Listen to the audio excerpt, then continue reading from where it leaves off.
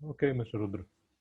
A wire of length 2 meter and cross sectional area 0.4 millimeter square.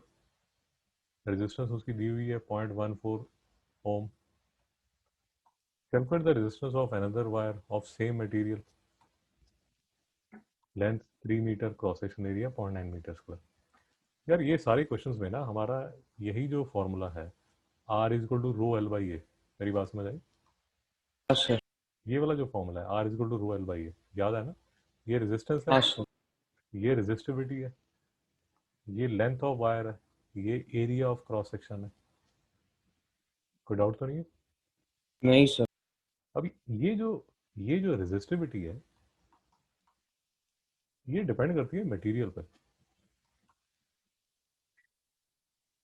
तो usually ऐसे questions में first part में आप रेजिस्टिविटी निकाल सकते हैं, लेंथ ऑफ वायर, और सिर्फ एक छोटी सी बात ये याद रखनी है कि ये एरिया ऑफ क्रॉस सेक्शन है. क्रॉस सेक्शन का मतलब समझते हैं मिस्टर रुद्र? तो मतलब ऐसे रेडियस रहता है वो. शाबाश. ये ये अगर वायर है, ये वायर को अगर आप काटोगे, if this is a wire, ये वायर को अगर आप यहाँ से काटते हो you will get a circle. मेरी बात समझ आ रही है? हाँ सर. बट एक चीज़ याद रखनी है कि अगर आपको कोई ऐसी वायर मिली, लेट अस अज्यूम आपको स्पेशली उन्होंने कुछ कंस्ट्रक्ट की हुई है, आपको आइडिया होना चाहिए कि अगर आपको ऐसी वायर बना के दी है, मेरी बात समझ आ रही है नहीं आ रही? समझ आ. अगर ऐसी वायर दी है तो इसको अगर आप काटोगे तो आपका जो क्रॉस सेक्शन, ये वाला जो क्रॉस सेक्शन है वो लेंथ इनटू ब्रेड्थ होगा. Length into breadth. नहीं समझ में आया? हाँ सर. तो तो ये वाली जो लेंथ है, ये वाली जो लेंथ है जो इस फॉर्मूले में यहाँ पर लिखी हुई है, वो लेंथ ये है. तो मैं अब इसको इसको मैं ऐसे कैपिटल एल करके लिख देता हूँ तो कंफ्यूजन नहीं होगी. ये ये वाली एल है और ये वाला बी है. रुद्र मेरी बात समझ आ रही है ना? हाँ सर. बेसिकली ये जो क्रॉस सेक्शन है, ये क्रॉस सेक्शन आपको ऐसा नजर आएगा जिसमें ये एल है और ये बी है और ये आपका क्रॉस सेक्शन है. यार कोई डाउट है? नहीं सर. ये बात में कंफ्यूजन नहीं होना किसी ने. हो सकता है नया क्वेश्चन बनाने के लिए,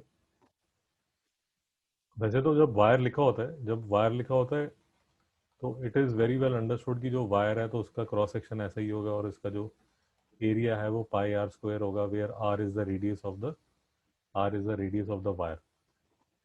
बट हो सकता है कोई अपना दिमाग चलाए और इस तरह की वायर आपको दे दे. सर कोई डाउट है? नहीं सर.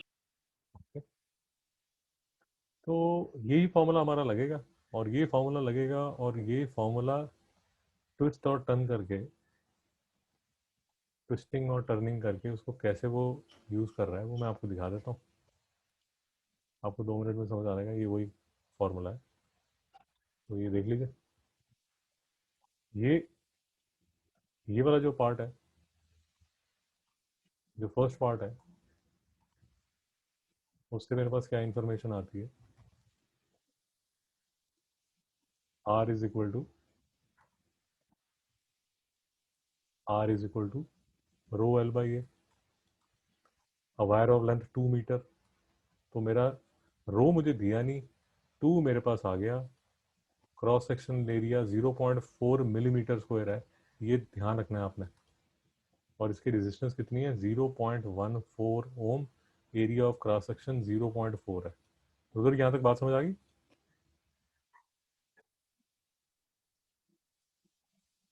इससे आपके पास आ जाएगा कि इस मटेरियल की, जिसकी भी ये वायर बनी है, उस मटेरियल की रेजिस्टिविटी क्या है. रेजिस्टिविटी यहाँ से आ जाएगी 0.14 into 0.54 whole upon 2. Calculate the resistance of another wire of same material of length 3 metre and cross section area 0.9 millimetre square. अब याद रखिए कि ये जो आपका 0.4 मिलीमीटर स्क्वायर में चल रहा है, तो इसलिए मैं इसको चेंज नहीं करूंगा. और क्यों नहीं चेंज करूंगा वो मैं 2 मिनट में आपको बता देता हूँ. ये मैं अभी इसको चेंज नहीं कर रहा क्योंकि जब मैंने इसकी रेजिस्टेंस निकालनी है, इसको मैं R1 बोल देता हूँ. चलिए, तो R2 resistance of second wire would be equal to resistivity, resistivity तो सेम है क्योंकि मटेरियल सेम है, तो ये 0.14 ऐसा का ऐसा यहाँ पर आ गया, 0.4 ये आ गया, होल अपॉन टू, ये तो हो गया मेरा रो, रो मतलब ये रेजिस्टिविटी, इंटू एल, अब एल आएगी यहाँ से ये 3 metre, whole upon cross sectional area कितना है 0.9 मिलीमीटर स्क्वायर। अब ये 1 मिलीमीटर स्क्वायर यहाँ पर है और ये 1 मिलीमीटर स्क्वायर यहाँ पर है। मिस्टर उधर बात समझ आ रही है नहीं आ रही? समझ आया सर। तो इसको कन्वर्ट करने की जरूरत नहीं है क्योंकि ये देखिए ये यहाँ पर अपने आप ही कट जाएगा। अब इसको आप सॉल्व करेंगे तो आपका आंसर आ जाएगा। मिस्टर उधर बात समझ आ गई? हाँ सर। कोई डाउट तो नहीं? नहीं सर। अगर आप देखना चाहते हैं थोड़ा सा तो ये देख लीजिए, ये डेसिमल और डेसिमल यहाँ से निकल आएगा, ये 3 3 9 यहाँ से आ जाएगा, कर लेना यार, उसका बेसिक कैलकुलेशन है। मिस्टर उधर कोई डाउट है? नहीं सर। नेक्स्ट देख लीजिए।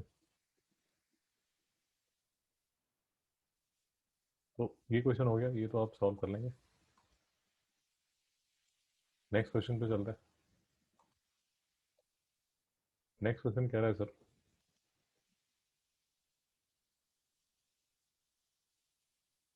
when charged a 1.2 volt rechargeable battery can deliver a current of 210 milliampere for 10 hours. Calculate the charge that can be delivered by fully charged battery. इससे उधर कैसे करेंगे?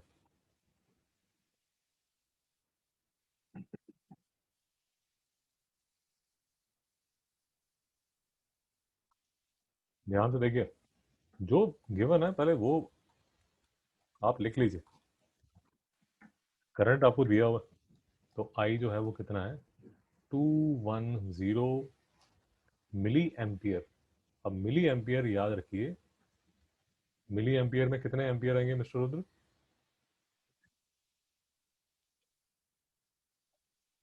याद रखिए 1 मीटर में 100 सेंटीमीटर होता है और 1 सेंटीमीटर में 10 मिलीमीटर होता है। तो इससे याद रख लीजिए 1 metre is equal to 1000 mm, 1 mm is equal to 10⁻³ metre. इससे याद रख लीजिए कि 1 ampere is equal to 1000 milliampere. भाई समझ आ रहा है जो मैं कह रहा हूँ? हाँ सर समझ। तो इससे आप याद रख सकते हैं,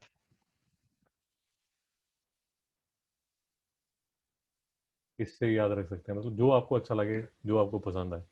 तो अगर मेरे पास 210 मिली एम्पियर है तो बात समझिए 1 मिली एम्पियर जो है वो 10⁻³ एम्पियर के बराबर होगा, और 210 मिली एम्पियर जो है वो किसके इक्वल होगा मिस्टर रुद्र? सर 0.21। हाँ 0.21। शाबाश, 0.21 एम्पियर। नहीं समझ में आया? तो मिस्टर रुद्र ये 210 मिली एम्पियर जो आपको नजर आ रहा है ये एक्चुअल में 0.21 एम्पियर है। सर कोई डाउट है? नहीं सर। तो यहाँ पर आपको क्या लिख लेना चाहिए, यहाँ पर आपको क्या लिख लेना चाहिए, 0.21, 0.21 एम्पियर फॉर 10 आवर्स। टाइम कितना हो गया? आवर्स में तो हमारी गाड़ी चलती नहीं, हमारी गाड़ी किस में चलती है? सेकंड में। तो 10 × 3600 सेकंड। सर कोई डाउट है? नहीं सर। तो calculate the charge that can be delivered by the fully charge battery. कैसे निकालें?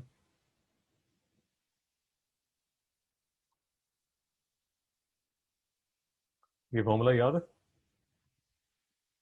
हाँ सर। आई जो है वो करंट है, क्यू जो है वो चार्ज है, टी जो है वो टाइम है। अब यहाँ से जो इन्फॉर्मेशन मेरे काम की है, वैसे तो इन्फॉर्मेशन बहुत है, बट मेरे काम की इंफॉर्मेशन जो कि मुझे पार्ट ये वाले पार्ट में चाहिए, वो इन्फॉर्मेशन सिर्फ ये वाली इन्फॉर्मेशन यूज करनी है। क्यों? क्योंकि ये देखिए, ये जो चार्ज है इसका फॉर्मूला क्या होगा, आई इंटू टी। आई जो है, आई जो है वो कितना है, 0.21 इंटू टाइम कितना है, 10 इंटू 3600 सेकेंड। मिस्टर उधर कोई डाउट है? नहीं सर। इसको कैलकुलेट करेंगे सर, तो आपका जो आंसर है वो कूलम में आ जाएगा। मेरी बात समझ आ गई? हाँ सर। वो आप निकालते रहिए। कोई डाउट है? नहीं sir. Calculate the energy stored in the battery when fully charged. इसके लिए क्या फॉर्मूला यूज करें?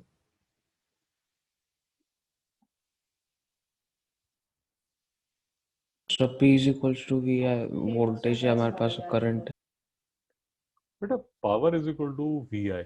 अब इसमें ये याद रखना है, आपने फॉर्मूला बिल्कुल ठीक याद किया, बट इसमें सिर्फ कुछ छोटी छोटी बातें याद रखनी है। ये है पावर। पावर का फॉर्मूला क्या होता है? ये तो इलेक्ट्रिसिटी में फॉर्मूला है। हम जब मैकेनिक्स करते हैं, जब वर्क करते हैं और वो सब करते हैं, उसमें पावर का फॉर्मूला क्या होता है? Work done upon time take. शाबाश, work done upon time taken. ये आता है वर्क। वर्क क्या आता है? रुद्र जी साथ साथ नोट नहीं करेंगे, देखते रहेंगे, तो फॉर्मूले कभी याद नहीं होंगे। नोट कर रहे हो नहीं कर रहे? हाँ सर। हाँ, तो वीडियो को देखते रहोगे तो कुछ समझ नहीं आएगा, साथ साथ नोट करना है, साथ साथ लिखना है। एक बार 50 बार लिखोगे तब याद होगा। मुझे तो याद है, मेरे लिखने का क्या फायदा। तो work is equal to power into time.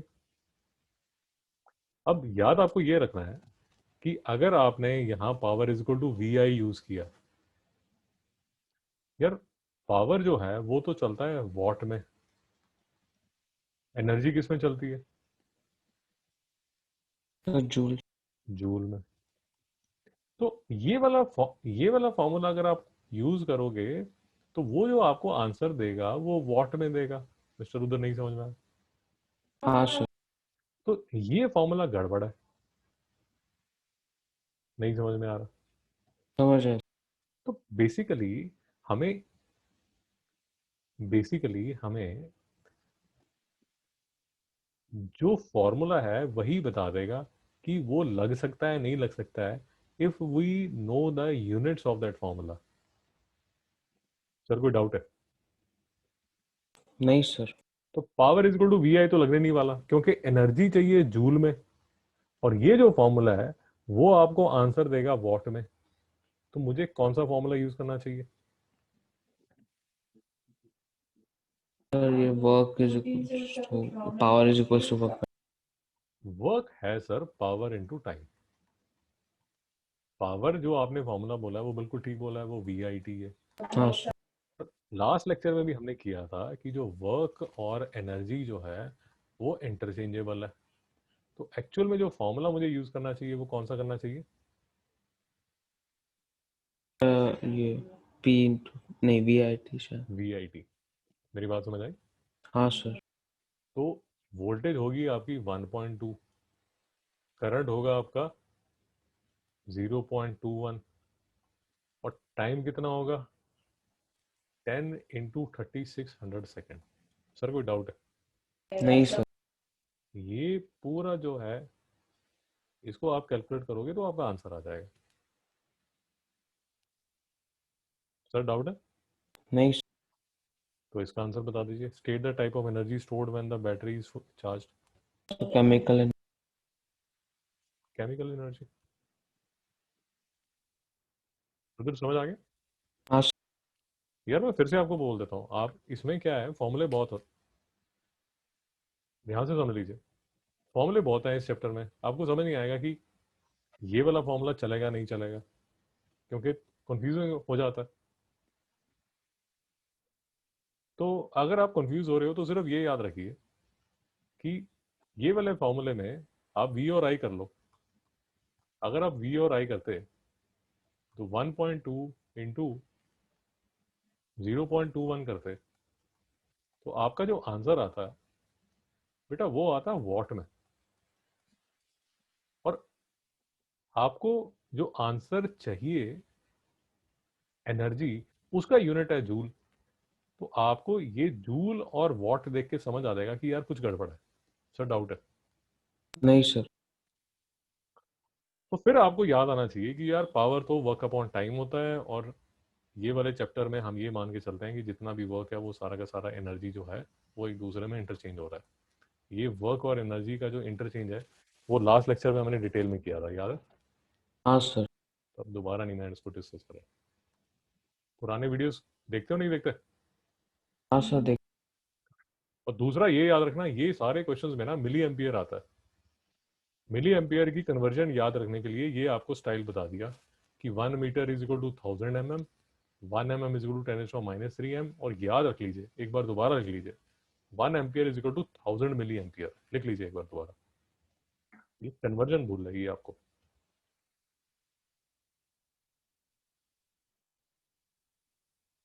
और एक छोटा छोटा सा फॉर्मूला है, I is equal to Q/T। Current जो है वो चार्ज अपॉन टाइम होता है।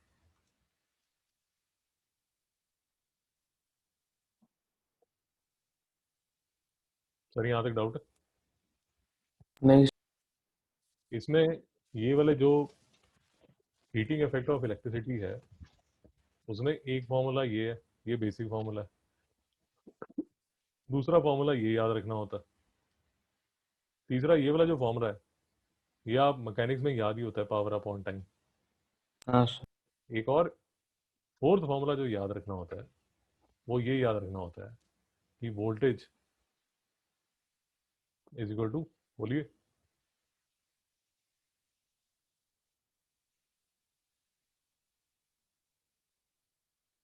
नहीं समझ में आया? चलिए, नहीं समझ में आया तो ये देखिए, ये वाले, इसको देखिए जरा ध्यान से, इसको देखिए, मैं यहीं से आपको निकाल देता हूँ। ये देखिए, ये वाले फॉर्मूले को अगर आप देखेंगे ना, क्योंकि ये फॉर्मूला भी बीच बीच में आपके काम आएगा। देखिए, work is equal to P/T है। P को आप क्या ले रहे हैं, VI, तो work is equal to VIT। अब IT मिस्टर रुद्र किसके इक्वल होता है, देख रहे हैं आप? हाँ सर। चार्ज के। तो वर्क जो है वो किसके इक्वल हो जाएगा, वोल्टेज इनटू चार्ज। नहीं समझ में आया? समझ आया। तो एक और फॉर्मूला याद रख लेना कि वोल्टेज जो है वो क्या है, वर्क अपॉन चार्ज। कई बार ये भी काम में आ जाता है। तो बेसिकली ये दो तीन फॉर्मूले भी अगर आपको याद है, हाँ, ये दो तीन फॉर्मूले भी याद है तो भी हमारा काफी काम हो जाता है। But you should be aware about the units कि किस यूनिट्स में आप चल रहे हैं, और यूनिट्स ही आपको इंडिकेट कर देंगे कि जहां पर आप गलती करने वाले हैं। सर कोई डाउट है? नहीं सर। नाइस सर, आगे चलते हैं। ओके, इलेक्ट्रिक केटल है sir, contains water at a temperature of 19 degrees Celsius. Kettle has a power rating of 3 kilowatt and is switched on for 3.5 minutes.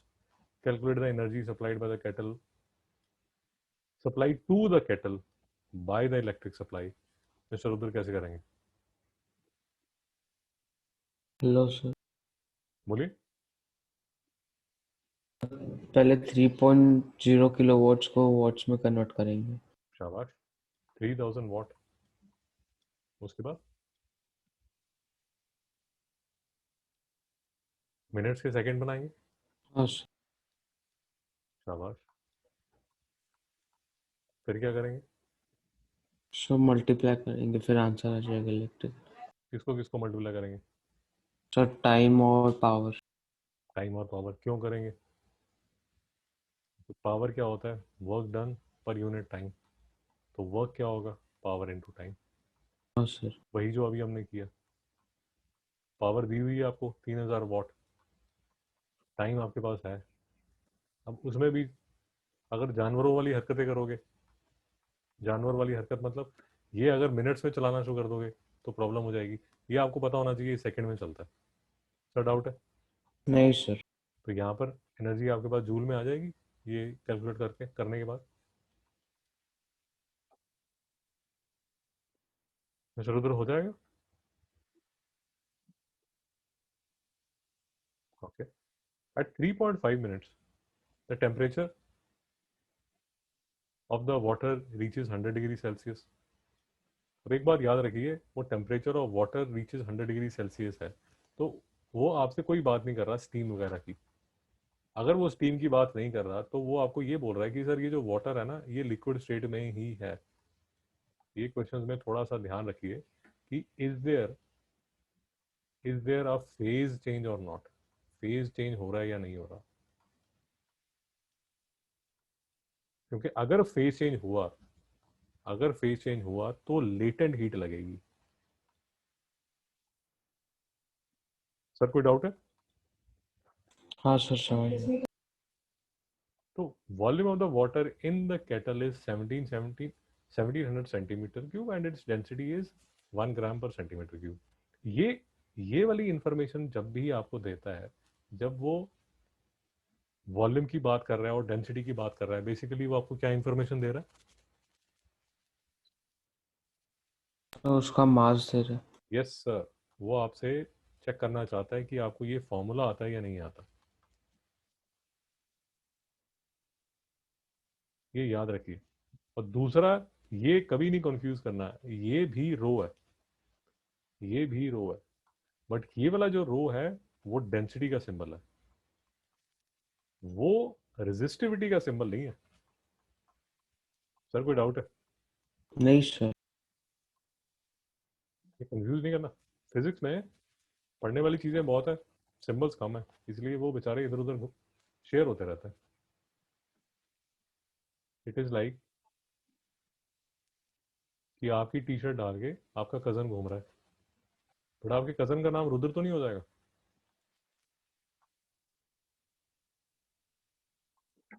Okay. तो यहाँ से सॉरी,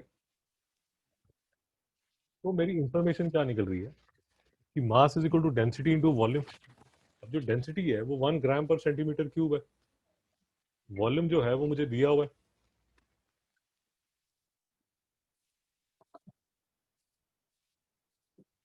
तो मास जो है वो किसके इक्वल हो जाएगा? 1700 kg. शाबाश. 1 ग्राम पर centimetre cube into 1700 centimetre cube. Sir doubt तो नहीं है? नहीं सर. तो ये कितना आ जाएगा सर? 1700 ग्राम, या this would be equal to 1.7 1.7. kg. Sir बात समझ आ गई? हाँ सर. तो अब देखिए,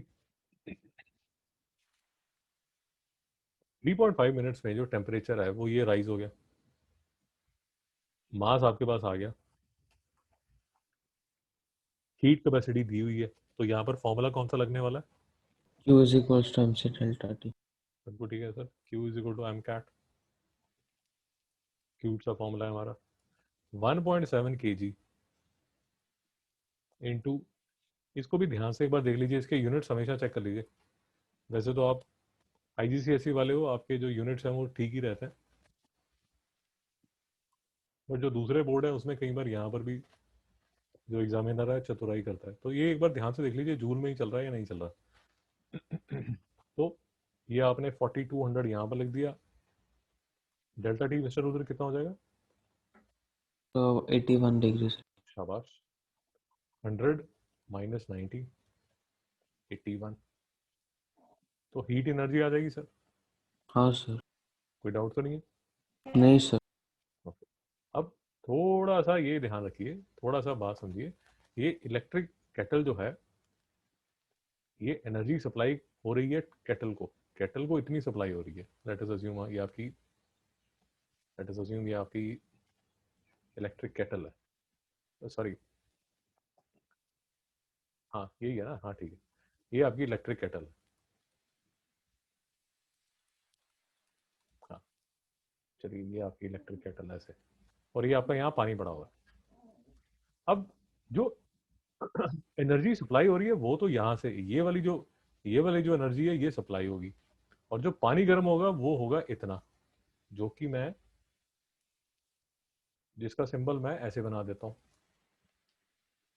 मिस्टर रुद्र, जरूरी है क्या कि ये और ये इक्वल हो? नहीं सर। क्यों मिस्टर रुद्र, क्यों? क्योंकि ऊपर मास का मतलब मास और मतलब से इसका टेम्परेचर भी डिफरेंट है वाटर का। ध्यान से, मेरा क्वेश्चन क्या है? क्वेश्चन रिपीट कीजिए। मैं क्वेश्चन क्या पूछ रहा सो इलेक्ट्रिकल एनर्जी जो है वो सेम क्यों नहीं हो सकती इस दोनों में? हूँ? ध्यान से समझिए जो मैं कह रहा हूँ, क्योंकि मुझे लगता है कि शायद सी पार्ट होगा तो यही होगा। ये जो है, ये यहाँ पर ये वाली जो एनर्जी आपने निकाली है, ये वाली जो एनर्जी आप निकालोगे, वो वाली एनर्जी होगी जो कि इलेक्ट्रिक सप्लाई इस केटल को दे रही है। ये वाली जो एनर्जी है वो वाली एनर्जी है जो ये वाटर ले रही है। अब जरूरी तो नहीं कि जितनी एनर्जी उसको मिल रही है वो सारी की सारी वाटर को जा रही है। सर नहीं समझ में आया? समझ आया सर। तो मिस्टर उधर बात हम ये कर रहे हैं कि जो इलेक्ट्रिक सप्लाई से आप जो केटल को एनर्जी दे रहे हो, और एनर्जी जो वाटर को मिल रही है, उसमें कोई डिफरेंस हो सकता है, because there might be heat losses. Sir बात समझ आई? हाँ सर। एक्चुअली मुझे बोलना चाहिए there would be energy losses होंगे, एनर्जी लॉसेस होंगे।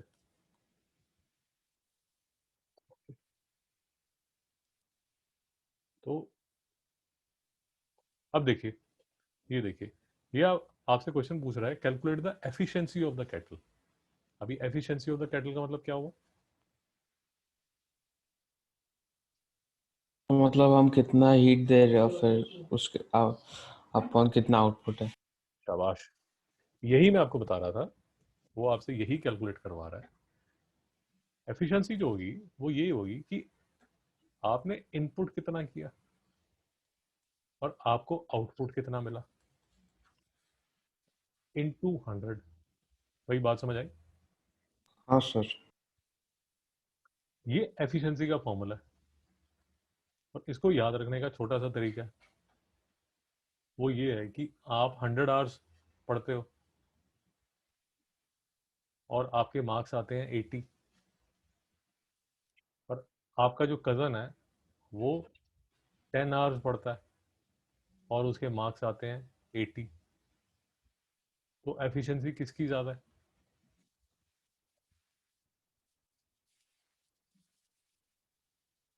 सर ये भाई 80 मार्क्स और 10 आवर्स पड़ता है। की एफिशिएंसी ज़्यादा है ना माय फ्रेंड, क्योंकि हाँ अगर सर। बात समझ आ रही है, एफिशिएंसी का फॉर्मूला आप पे क्या लगेगा, 80/100 इंटू 100। तो अगर आपकी एफिशिएंसी निकालूं तो वो तो आती है 80%। बट आपका जो कज़न है वो 10 घंटे पढ़ के 80 नंबर ले आता है। तो इसको अगर मैं 100 से मल्टीप्लाई करूं, तो उसकी जो एफिशिएंसी है, अगर आपको मेरी बात समझ आ रही है, उसकी एफिशिएंसी बन जाती है 800%। सर कोई डाउट तो नहीं है? नहीं सर। सर उधर नोट नहीं कर रहे आप? कर। फॉर्मूला लिखा आपने, आउटपुट अपॉन इनपुट इंटू 100। हाँ सर। ये सर फॉर्मूला बार बार एग्जाम में आता है। एफिशिएंसी इज इक्वल टू आपने जितना इनपुट दिया उसमें से कितना आउटपुट गया इंटू 100। और इस केस में अगर आप ध्यान से समझें, तो ये जो हमने एनर्जी केटल को दी थी, ये जो हमने यहाँ डिस्कस की थी, ये जो इलेक्ट्रिकल एनर्जी उसको मिली थी, अपॉन जिस जो एनर्जी पानी ने लेके अपने आप को गर्म किया था। आपको याद है नहीं याद?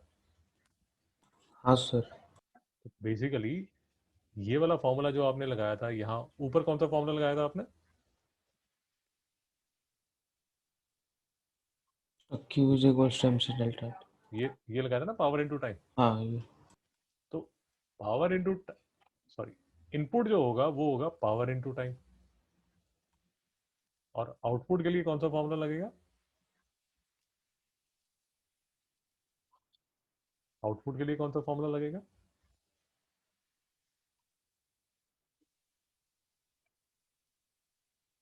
M C delta T. नहीं समझ में आ रहा? हाँ सर। अरे छोटी सी बात है यार, जो इनपुट है, जो पावर इनपुट आप कर रहे हो, वो तो यहाँ से कर रहे हो ना। ये देखो यहाँ से कर रहे हो। यहाँ पर आप कौन सा फॉर्मूला लगा रहे हो? पावर इज इक्वल टू, कौन सा लगाया था आपने? Sorry, work is equal to क्या लगाया पावर था? Into time. Power into time. यहाँ आपने ये वाला फॉर्मूला लगाया था, और यहाँ पर आपने जो फॉर्मूला लगाया था वो लगाया था Q is equal to M C delta T. अगर आपको मेरी बात समझ आ रही है, ये जो है ये इनपुट एनर्जी है, ये जो है ये इनपुट एनर्जी है, और ये जो है ये आउटपुट एनर्जी है। और आपकी जो एफिशिएंसी है, ये एफिशिएंसी का सिंबल है, याद कर लीजिए, कई बार यूज में आ जाता है। तो एफिशिएंसी का जो सिंबल है वो किसके इक्वल हो जाएगा? आपने कितनी एनर्जी दी, आपको कितना आउटपुट मिला, इनटू 100। आपने इनपुट क्या किया था? इनपुट तो आपने ये किया था, पावर इनटू टाइम। आपको आउटपुट क्या मिला? M C delta T into 100। ये आपका आंसर आ जाएगा। रुद्र जी, डाउट तो नहीं? सर ये P into power into time है और एम सी डेल्टा टी है, उसमें से टी कैंसिल नहीं होगा। हाँ, अब ये भी आपने बहुत अच्छा क्वेश्चन पूछा, इसमें भी आप कंफ्यूजन हो सकते हैं। बताइए कैंसिल होगा या नहीं होगा? सर ये जो डेल्टा टी है, ये डेल्टा टी टेम्परेचर है, हाँ सर। और ये जो है ये तो टाइम है। तो टेम्परेचर और टाइम को कैंसिल नहीं कर सकता ना। और मैं आपको ये समझाने की कोशिश कर रहा हूँ, फिजिक्स में चीज़ें बहुत ज़्यादा है। तो आपको ये भी टी नज़र आएगा और ये नीचे भी टी नज़र आएगा, बट उसको इंग्लिश का टी टी समझ के कैंसिल मत कर देना, क्योंकि ये जो टी है ये टेम्परेचर का है, और ये जो टी है ये टाइम का है। सर समझ आया? हाँ सर। तो अनलाइक अलजेब्रा, अलजेब्रा में तो टी अपॉन टी है तो वो कैंसिल हो जाता है, x square upon x square है तो वो कैंसिल हो जाता है। बट यहाँ फिजिक्स में आपको याद होना चाहिए कि ऊपर वाला टी कौन सा है और नीचे वाला टी कौन सा है, ध्यान रखिए। और तभी मैं आपको बोल रहा हूँ कि रो डेंसिटी और रो रेजिस्टिविटी दोनों अलग अलग चीज़ है, याद रखिए, कंफ्यूज मत होइए इसमें।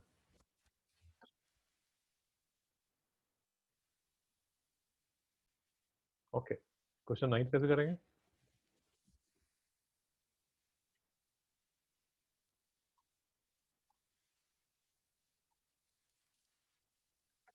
Containing LED two resistors in parallel, ये और ये पैरेलल में, ईच ऑफ रेजिस्टेंस आर, दोनों की रेजिस्टेंस आर है।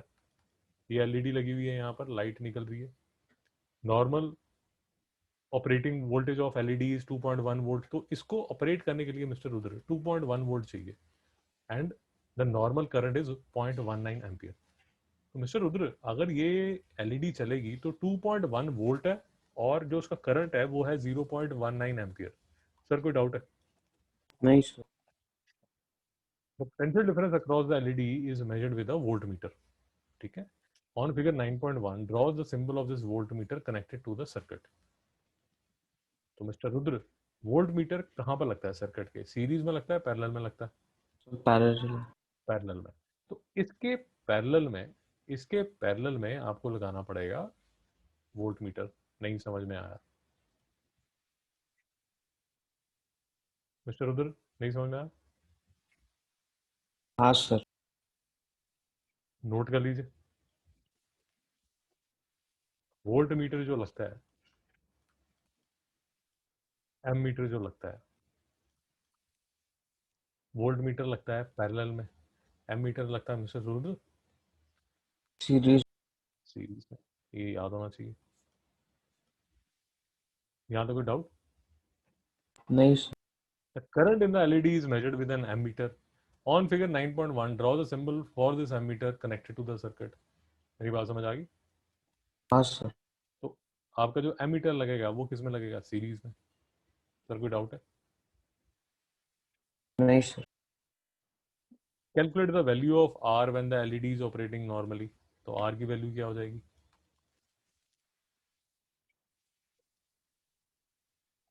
क्या फॉर्मूला यूज करोगे? V is equals to I।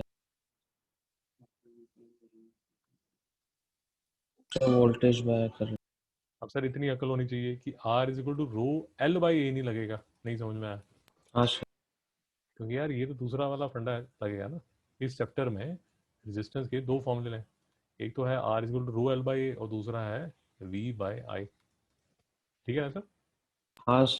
अब अगर आपको सिर्फ यही फॉर्मूला आता है और आप ढूंढ रहे हो अरे रेजिस्टिविटी कहाँ है, लेंथ ऑफ द वायर कहाँ है, ए एरिया ऑफ क्रॉस सेक्शन क्या है, ये तो गिवन नहीं है तो ये क्वेश्चन हो नहीं सकता, तो बेवकूफ़ी मत कीजिए, इसमें ये नहीं लगेगा। V अपॉन आई, तो वोल्टेज कितना है मिस्टर रुद्र? हाँ 2.1 वोल्ट। करंट कितना है? 0.19 एम्पियर। तो रेजिस्टेंस की वैल्यू आ जाएगी। कैलसी में देखिए कितनी वैल्यू आती है,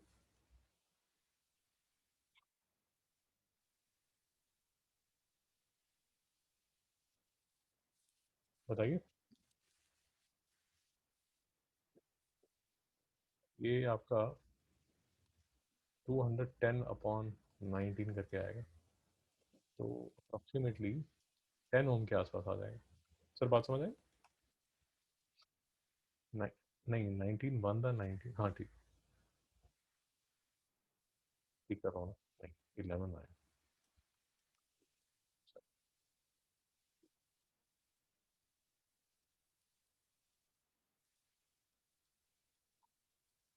उधर समझ आई बात? हाँ सर। कितना आ रहा है, एग्जैक्ट कितना आ रहा 11.0526 और ऐसे आगे बहुत। है? ठीक है, 11.05 ओम। ठीक है, नोट कर लीजिए। ओके, अब नेक्स्ट स्टेप पे चलते हैं। अच्छा इतना ही क्वेश्चन है, ओके ठीक। ओके, अब देखिए, shows the symbol for a 12 volt battery. Mr. Rudra समझ आया? हाँ sir. Two lamps are connected in parallel with the battery. On figure 9.1, use the correct symbols, complete the circuit diagram. Sir कर लेंगे? हाँ sir. कोई doubt तो नहीं रहेगा? नहीं सर। ये है आपका बल्ब, एक बल्ब ये हो गया, दूसरा बल्ब ये हो गया। ऐसे ही बल्ब बनाते हैं या ऊपर ये सर्कल भी डाल जाते हैं? नहीं सर, सर्कल और बीच में क्रॉस। ठीक।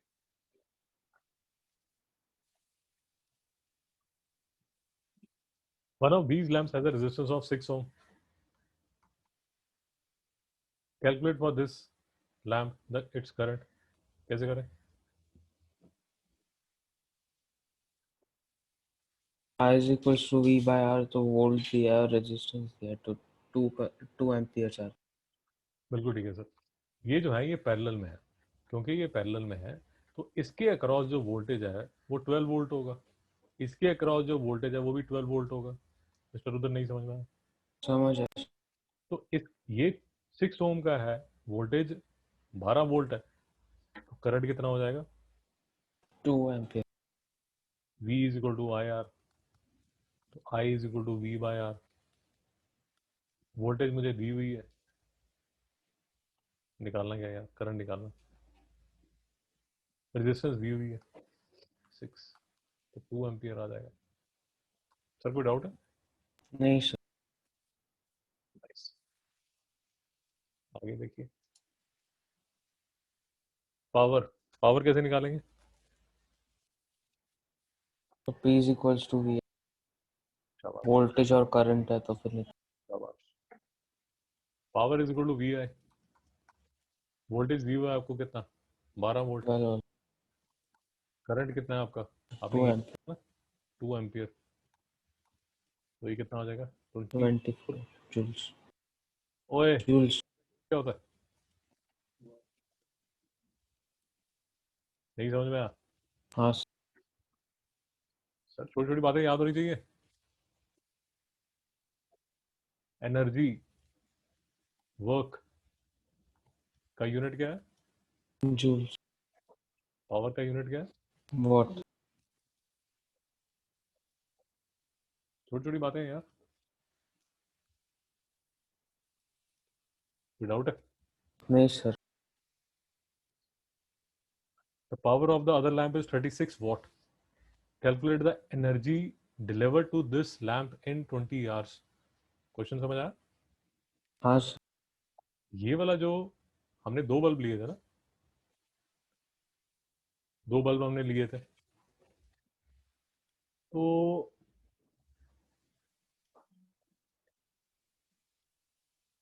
ये वाला जो बल्ब है, ये वाला जो बल्ब है, the power of the other lamp is 36 watt. इसका जो पावर है वो 36 वॉट है। Calculate the energy delivered to this lamp in 20 hours. तो 20 आवर्स में आपको क्या निकालनी है एनर्जी? क्या फॉर्मूला लगाएंगे?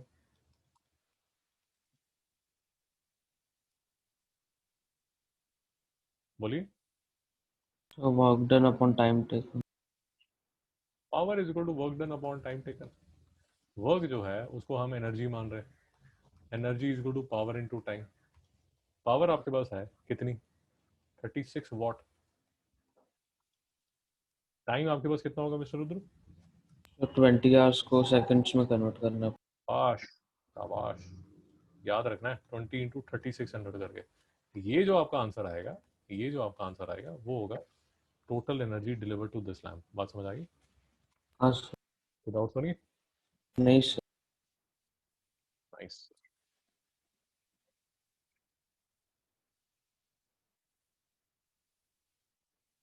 ओके, नेक्स्ट क्वेश्चन देखिए। 3 आइडेंटिकल लैम्प्स है। आइडेंटिकल लैम्प्स का मतलब क्या होगा मिस्टर रुद्र? मतलब उनका रेजिस्टेंस सेम जगह, साइज सब सेम है। शाबाश, शाबाश। आइडेंटिकल लैम्प्स का मतलब ये हुआ उसकी जो रेजिस्टेंस है वो सेम होगी। And an ammeter connected to a power supply. ये देखिए एमीटर उसने सीरीज में लगा के रखा हुआ है। Switches are closed.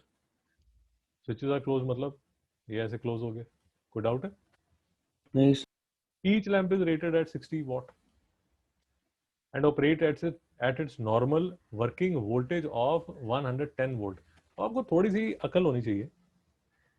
पहले तो ये समझ आना चाहिए कि रेटेड एट 60 वॉट मतलब ये भी 60 वॉट, ये भी 60 वॉट, ये भी 60 what, and normal working voltage of 110 voltage. तो ये जो है ये 110 वोल्ट होगा। कॉन्सिक्वेंटली यहाँ भी 110 वोल्ट, यहाँ भी 110 वोल्ट, यहाँ भी 110 वोल्ट। रुद्र जी नहीं समझ में आ रहा? समझ है। ये चीजें बड़ी क्लियर होनी चाहिए आपको।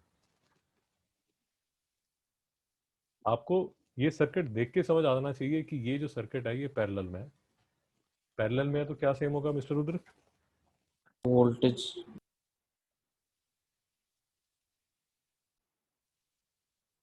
तो पैरेलल में मिस्टर रुद्र वोल्टेज जो है वो सेम है। अगर वोल्टेज सेम है तो सर्किट को देख के आपको समझ आ जाना चाहिए कि ये मेरा 60 वॉट, ये मेरा 60 वॉट, ये मेरा 60 वॉट, ये मेरा, सॉरी, आपको ये समझ आ जाना चाहिए कि तीनों का जो वोल्टेज है वो 110 वोल्ट होगा। और क्योंकि आइडेंटिकल लैंप्स हैं तो इनका जो वोल्टेज है वो आइडेंटिकल होगा। सर कोई डाउट तो नहीं? नहीं सर। ओके, तो करंट इन ईच लैम्प कैसे निकालेंगे? P is equals to V है। P is equal to V into I है। तो आई जो है वो किसके इक्वल हो जाएगा? Power upon voltage. पावर किसके इक्वल है? 60 के। वोल्टेज क्या है? 110। आंसर आ जाएगा sir.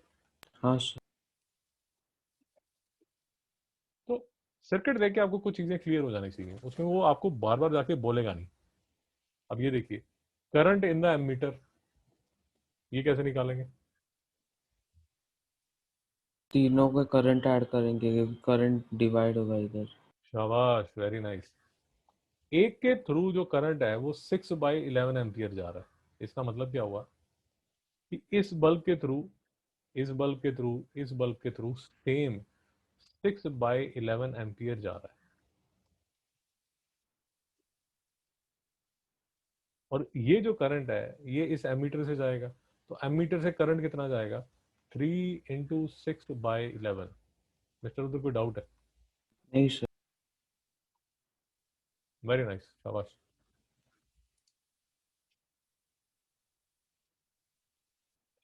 Okay, voltage of the power supply mister Rudra?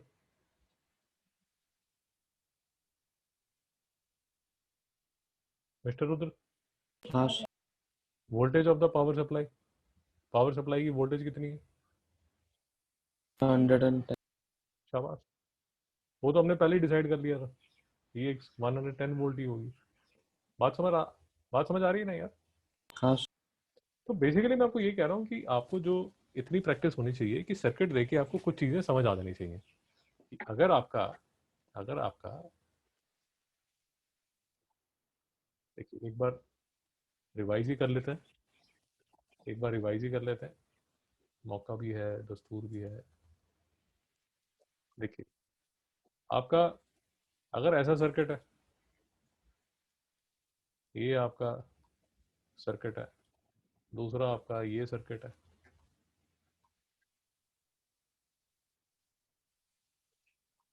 तो इसकी जो वोल्टेज है इसकी जो वोल्टेज है that will get distributed among this and this. Rudra ji, doubt है? नहीं सर।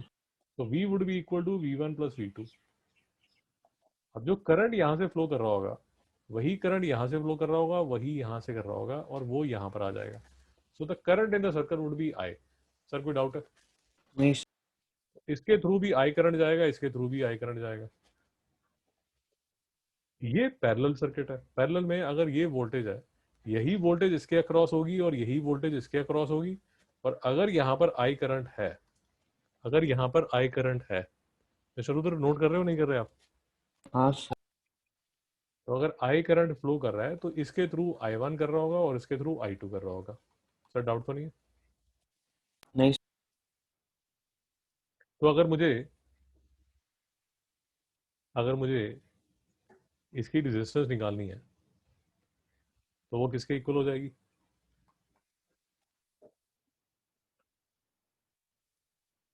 इसकी रेजिस्टेंस किसके इक्वल हो जाएगी?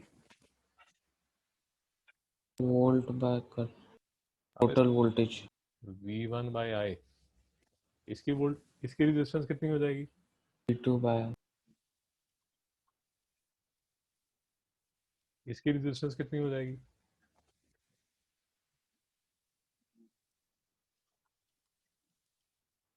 इसकी रेजिस्टेंस कितनी हो जाएगी?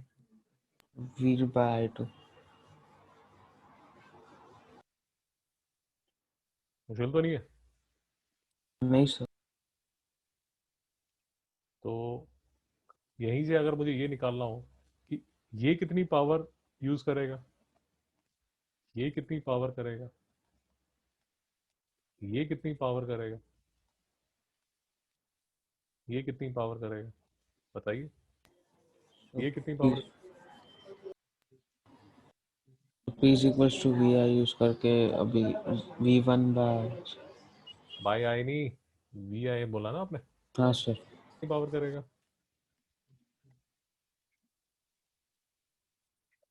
ये कितनी पावर करेगा?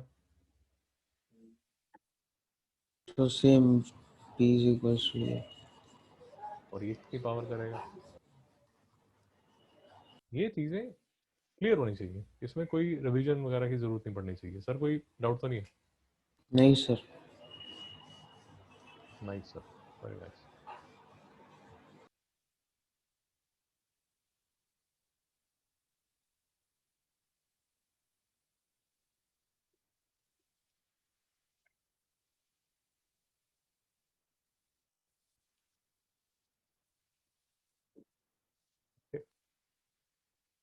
नेक्स्ट क्वेश्चन देख लीजिए।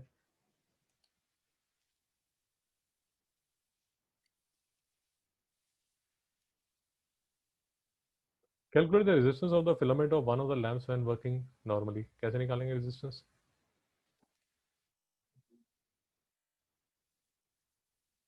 मिस्टर उधर बात समझ आई? V/I यूज करके निकाल लेंगे। हाँ sir. Okay. Another lamp acts as a filament with twice the resistance of each lamp in the circuit of 7.1. The material and temperature of filament in lamp X is same as the filament of 7.1 Te fa sa sa sa sa. ठीक है, question समझिए। Another lamp X has a filament with twice the resistance of each lamp in the circuit of 7.1। हमने जो ऊपर जो circuit देखा, उसकी let us assume resistance R है। तो another lamp has a same filament with twice the resistance, तो इसकी ये जो लैंप एक्स है इसकी जो रेजिस्टेंस है वो ट्वाइस ऑफ आर है। क्वेश्चन समझ आया? हाँ सर। टेम्परेचर जो लैंप एक्स का और ऊपर वाले का सेम है। In table 7.1 tick any box in the right hand column that shows a possible difference between the, देखिए, shows a possible difference between the filament of lamp X and filament of one of the lamps in the circuit। मेरी बात समझ आई? हाँ sir. अगर रो L bye ए है और ये अगर ट्वाइस ऑफ आर है, आपको मेरी बात समझ आ रही? हाँ सर। मटेरियल और टेम्परेचर दोनों का सेम है, तो कहने का मतलब ये जो ट्वाइस ऑफ आर हुआ होगा वो किसकी वजह से हो सकता है मिस्टर रुद्र? रो तो सेम ही है। अब या ये हम जो बात कर रहे हैं वो लैंप एक्स की बात कर रहे हैं। आपको क्वेश्चन समझ आ रहा है कि नहीं आ रहा? हाँ सर। तो अब ये जो लैंप एक्स है उसकी जो रेजिस्टेंस ट्वाइस हुई है, उसका जो रीजन है वो क्या हो सकता है? या तो जो लेंथ है वो ट्वाइस हुई होगी। सर बात समझ आई? हाँ सर। या ऐसा हुआ होगा कि लेंथ सेम रही होगी बट जो एरिया है वो हाफ हो गया होगा। सर हाँ कुछ, सर। अच्छा, या यहीं से देख लेते हैं। Tick any box in the right hand side that shows a possible difference between lamp X and one of the lamps in Y। X has half the length। क्या ये हो सकता है?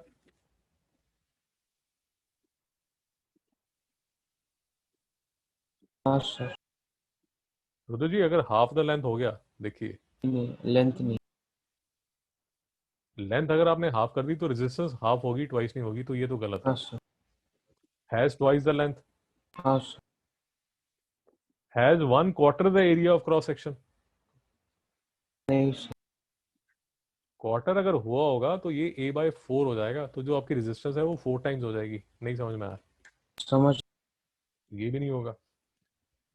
Half the area of cross section, हाँ sir, ये हो सकता है। ये मैं भी लिया था, ये देखिए यहाँ पर, तो ये ठीक है। X has 2 times the area of cross section, नहीं सर। ये भी नहीं हो सकता। X has 4 times the area of cross section, नहीं सर। ये भी नहीं हो सकता। सर कोई डाउट है? नहीं सर। ये डिट्टो ऐसे क्वेश्चन आते हैं आपके एग्जाम में, फ्री के नंबर है आपके। ये इसका हमारा दूसरा वीडियो है या तीसरा वीडियो है ये टेस्ट पर? सर तीसरा शायद से। हाँ, तो अगर ये 3 वीडियो भी अगर आप 2-3 बार देख लो तो आपके ये सारे नंबर पक्के हैं, क्योंकि ऐसे ही क्वेश्चन आते हैं आपके। लास्ट क्वेश्चन देख लीजिए।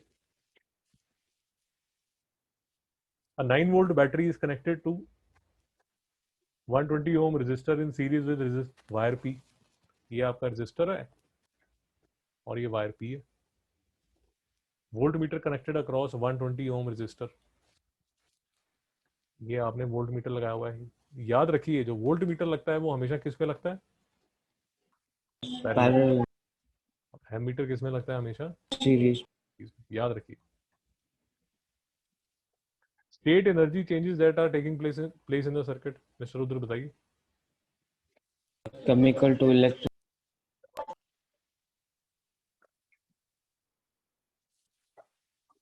इलेक्ट्रिक टू हीट भी हो सकता शाबाश। The reading on the volt meter is 2.4 volt.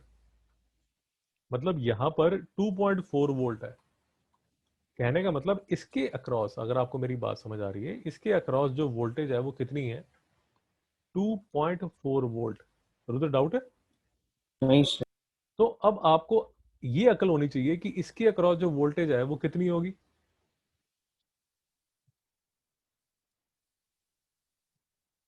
2.4। बेटा ये सीरीज, नहीं नहीं, हाँ। हाँ, अभी तो आपको समझाया। ये जो दो रेजिस्टेंसेस हैं ये सीरीज में है।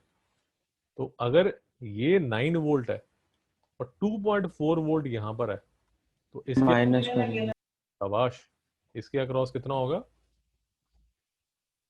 कितना? 7.6, 6.6। कोई डाउट तो नहीं है? हाँ नहीं सर। अब ये आपको ऑटोमेटिकली समझ आ जाना चाहिए। Calculate the current in the 12 120 ohm resistor. तो करंट कैसे निकालेंगे? रेजिस्टेंस और वोल्ट है तो फिर फाइंड आउट कर सकते हाँ, अब जो करंट है वो इन पूरे सर्किट में सेम जा रहा होगा। ये मुझे 2.4 वोल्ट दिया हुआ है, ये मुझे 120 ओम दिया हुआ है। तो क्या मैं I is equal to V by rho करके आंसर निकाल सकता हूँ? हैं। हाँ सर। ये आपका आंसर हो जाएगा। और ये जो एम्पियर होगा वो यहां से भी निकलेगा, वो यहां पर वापस आएगा। सर्किट को देख के ही आपको समझ आना चाहिए। पोटेंशियल डिफरेंस अक्रॉस वायर निकाल लेंगे 6.6 वोल्ट। हाँ सर। कोई कंफ्यूजन? नहीं sir. Resistance of wire P कैसे निकालेंगे? सेम आई और 2.4 बाय हाँ हाँ ठीक, वोल्टेज और करंट दिया तो फिर रेजिस्टेंस निकल जाएगा। बिल्कुल ठीक बोला, बिल्कुल ठीक बोला। देखिए ये ये ये हमें वोल्टेज निकाल चुके हैं, करंट हम यहां से निकाल चुके हैं, यही करंट इसके थ्रू फ्लो कर रहा है। तो इसकी जो रेजिस्टेंस होगी वो किसके इक्वल होगी? 6.6 अपॉन ये जो यहां पर करंट आया 2.4 अपॉन 120। मिस्टर उधर को डाउट तो नहीं है? नहीं सर। तो ये आप इसको करेंगे तो आपकी ओम में आंसर आ जाएगा। सर बात समझ आई? हाँ सर। सर देखिए मैं आपको ये बताने की कोशिश कर रहा हूँ। हाँ बस हो गया। मैं आपको ये बताने की कोशिश कर रहा हूँ, आपका जो एग्ज़ाम है, आपका जो एग्ज़ाम है, ये हम ये पूरा जो टेस्ट पेपर है इसके आई थिंक दो तीन तीन वीडियो बना चुके हैं। तो पहले तो हमने ये वाला क्वेश्चन किया था। हाँ पहले आई थिंक पहले वाले वीडियो हमने ये किया था, क्वेश्चन हाँ 6, सर। क्वेश्चन 7 किया था, और आज हमने यहाँ से स्टार्ट किया था। हाँ हाँ सर। हाँ ये हमारा दूसरा वीडियो है। आप ये क्वेश्चन, ये वाले जो दो वीडियोस हैं ये भी दो तीन बार देख लेंगे तो आपके करंट के मार्क्स पक्के हैं। बात समझ आई? हाँ सर। ठीक है सर।